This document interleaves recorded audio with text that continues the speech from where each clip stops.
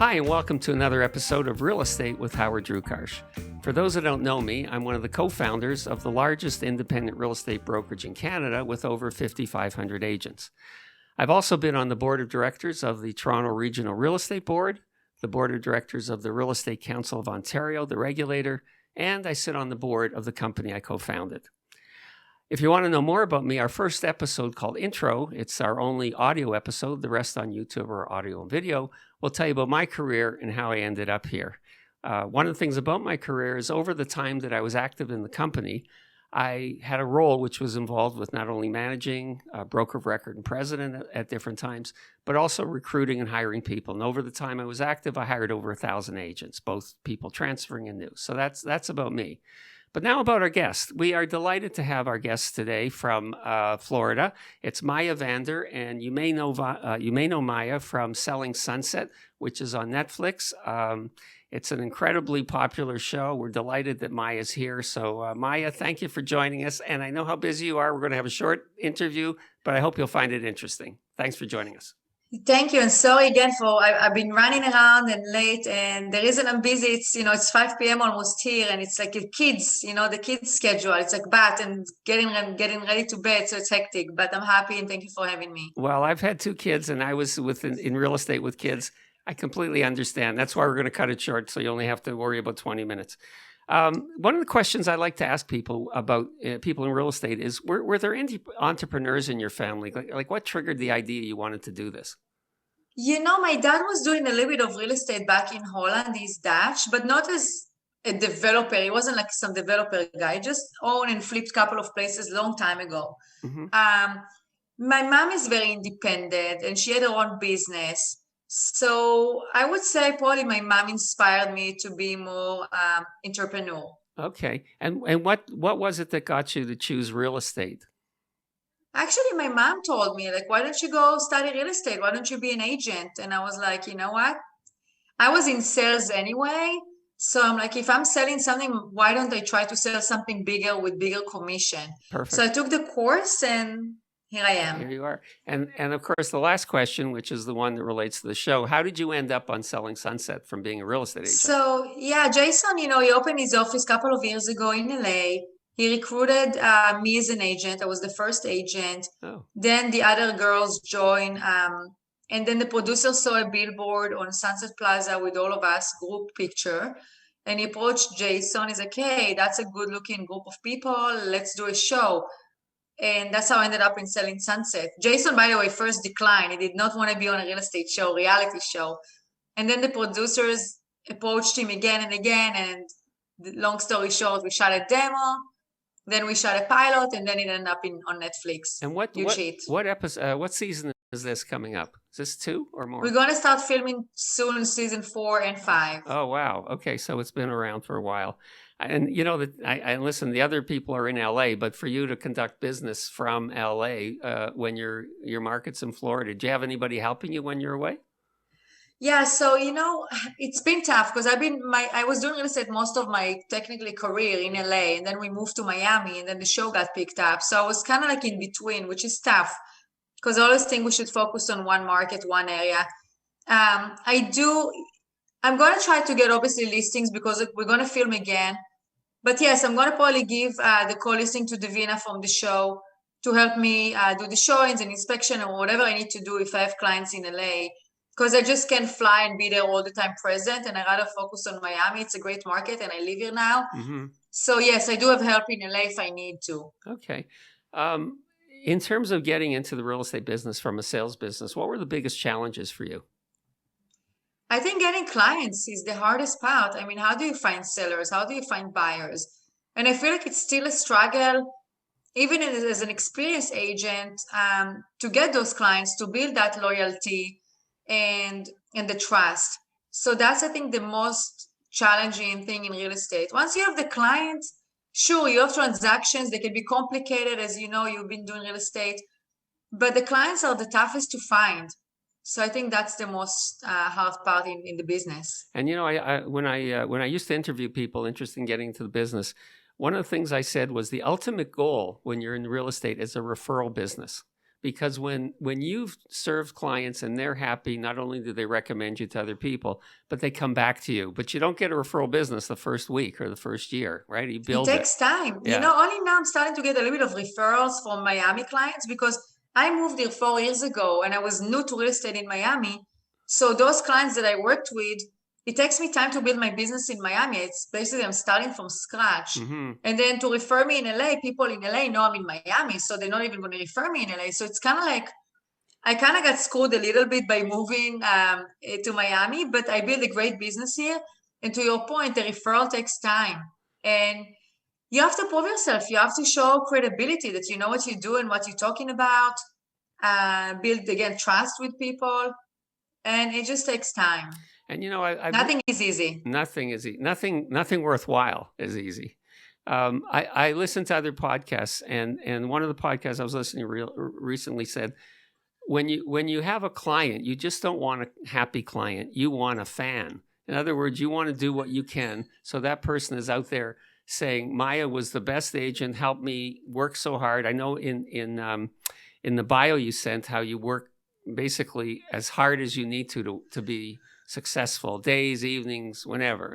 And fortunately, you have a partner who can help you with your kids, so you can balance it a bit. But the real estate business is demanding, without a doubt. Would you agree? 100%.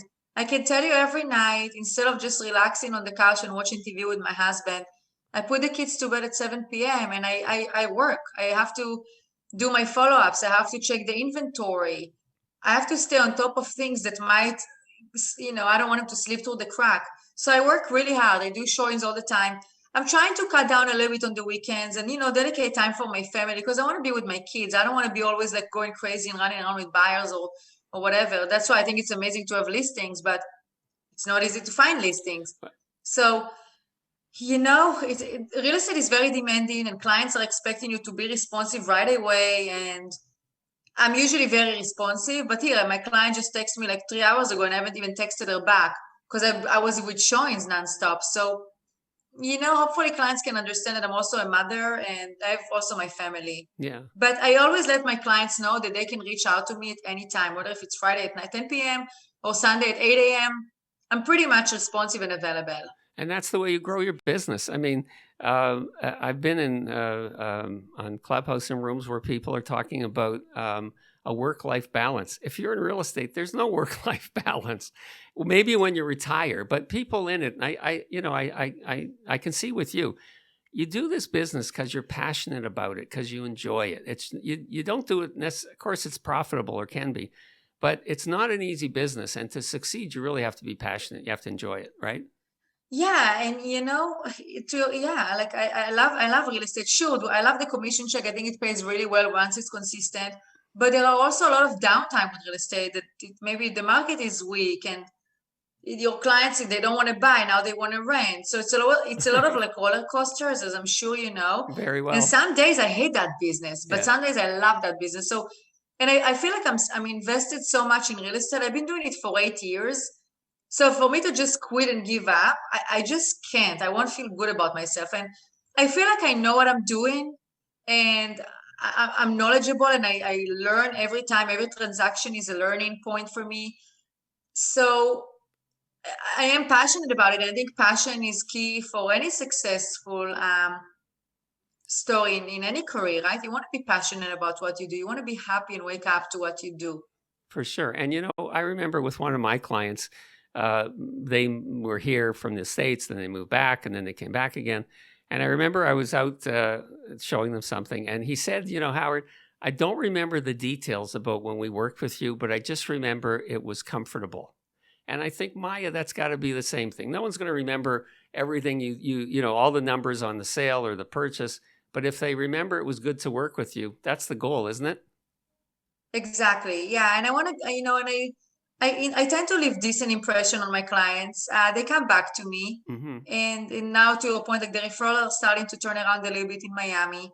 So that means I did my job and they're happy. And all I can ask is loyalty in this business because we don't charge by the hour. So it's funny. That's actually one of the questions I ask people is how important is loyalty? And I think you just answered it. It's everything. It's everything. And I had clients that were not loyal to me. I found out they either bought or did other stuff with other agents. It happens. I try to not take it personal anymore. And I just try to move on and know that there are other happy clients that will want to give me the business. So I learned to not dwell on over it too long. Yeah, and the longer maybe I'm upset for a couple of days, but not months. And the longer you're in the business, the easier it is to turn off that, because you just look for the next client. It's never personal. Exactly. And that's my attitude. Howard, like I'm not like gonna like sit and say, oh, why did I not buy it from him? I'm like, you know what? It's okay. I'm gonna have another sale. It's fine. And I kind of like move on from that. That's the only way to survive this business. And everybody gets it. I mean, I again, and when in my career with new people, I would tell people, don't be surprised if relatives, friends, people who know you don't use you, because they know you know nothing, right? And I can tell you that actually I never got a single transaction from any friends of mine. But nothing. And it's funny because first they tell you when you start, they said, oh, go to your sphere of influence, go to your friends and network. I did Zillow, and I doing really well with Zillow, with people I never met in my life. Most of my transaction in Miami, frankly, are Zillow clients. Well, the thing about new people is the only way they'll get business is not to ask their friends and relatives, but to say, do you know anybody else? Because they'll want you to be successful, so they'll try to refer you. But you have the same experience everyone. I had the same when I started, and I learned to accept it. And then as I became more experienced, in my case, I realized I was a really good agent, and I don't want them to get burned by someone else, so I took them on as clients. Yeah. Right? Exactly. What's the best thing that people who work with you or know you would say about you?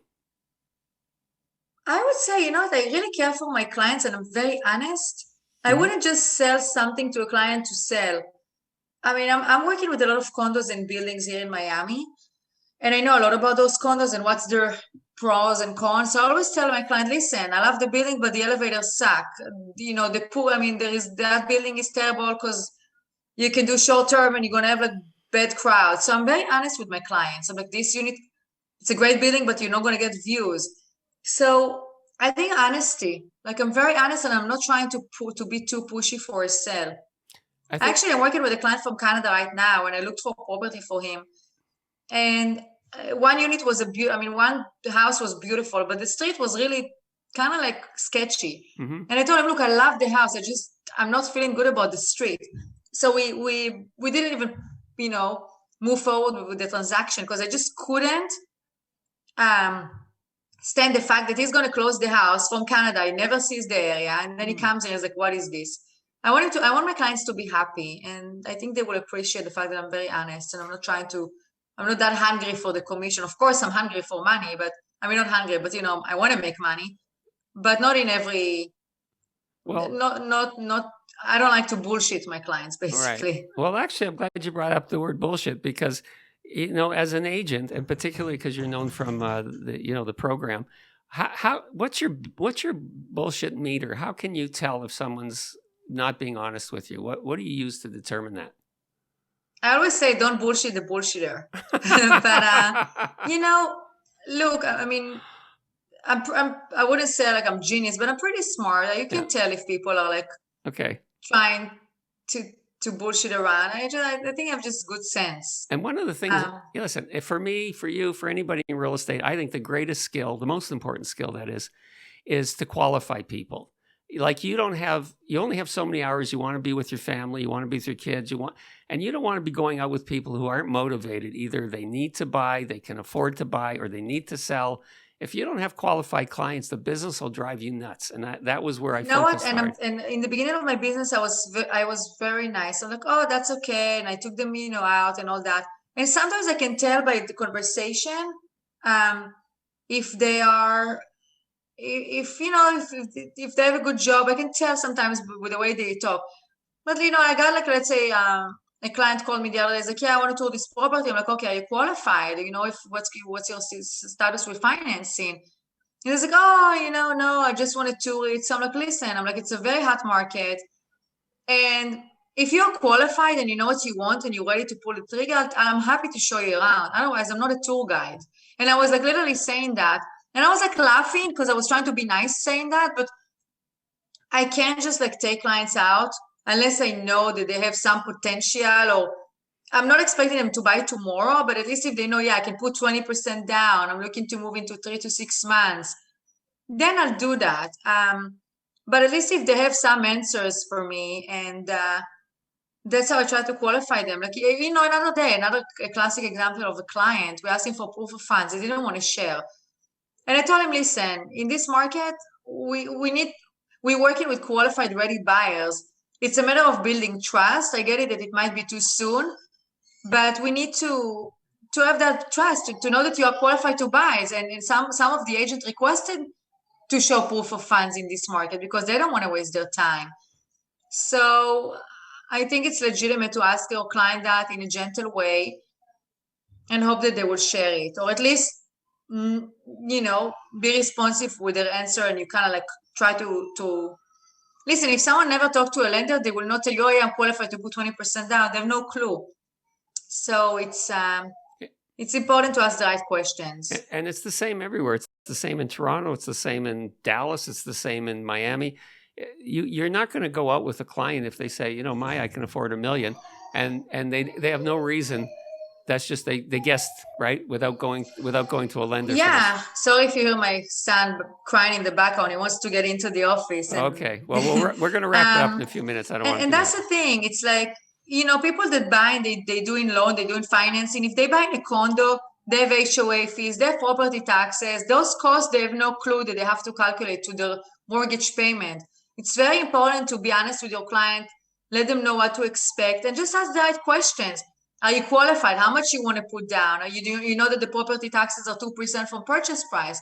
Because they have no clue. Right. So educate your client or potential buyers and know if they can even afford it, and tell them, listen, I'll have to take you out, but let's work with what's your budget. So please talk to your lender so we have a better understanding for your budget. I think it's a very important questions, and I wish I would ask all these questions in the beginning of my career instead of wasting time with people, because I wasted a lot of time. Everybody does it the same way. They're so happy to get a client. They're going to run around with anybody. I know. Exactly. Everybody are a buyer, right? Everybody likes to look at houses and condos. What about this? What's the price range that you work in your market? I can hear an unhappy. You can hear them now. The other one is crying. Okay, I told you we'd do a short 20 minutes.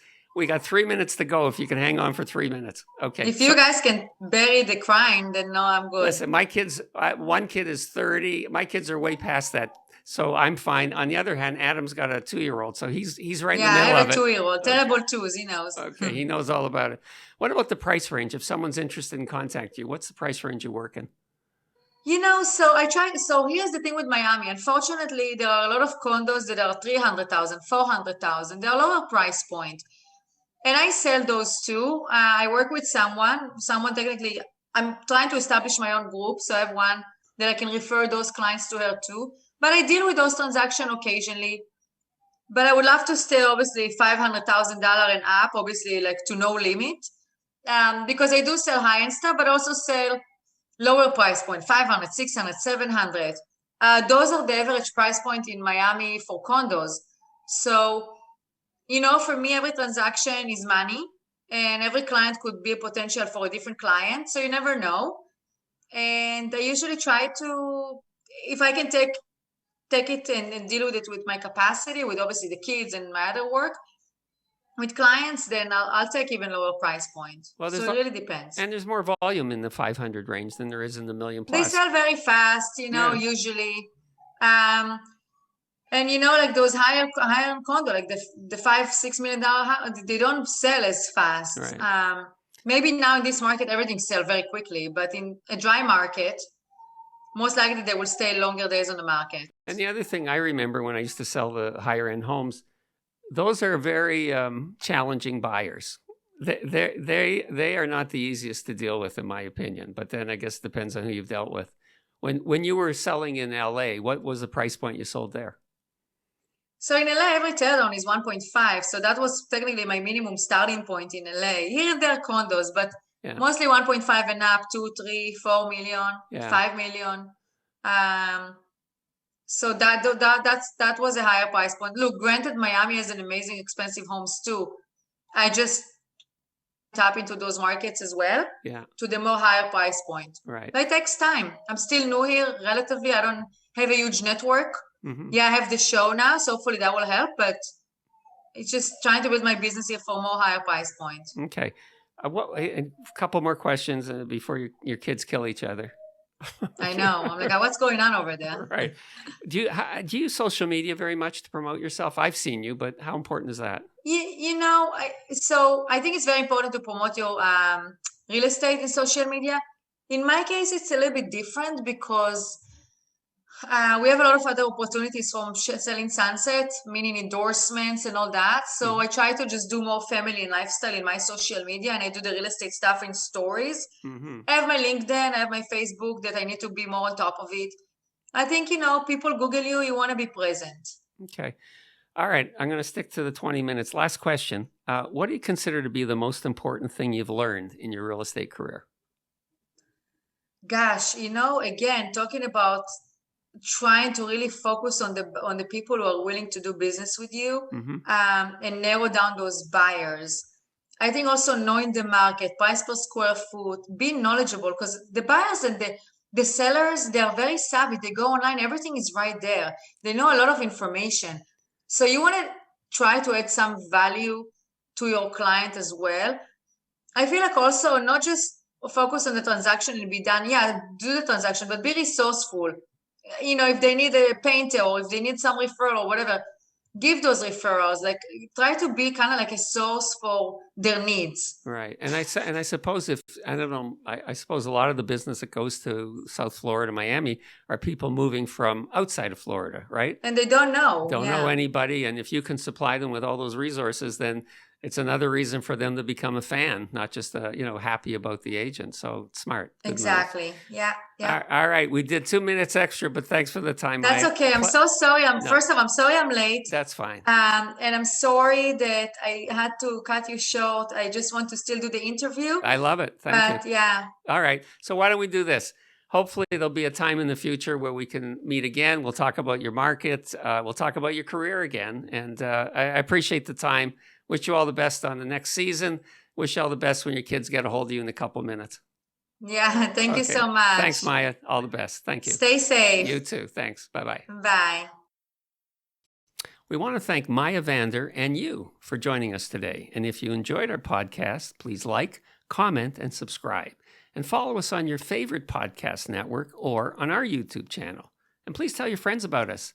And to reach us, you can do it 2 ways. One, you can reach us by email at info@rewithhd.com or on our website, rewithhd.com.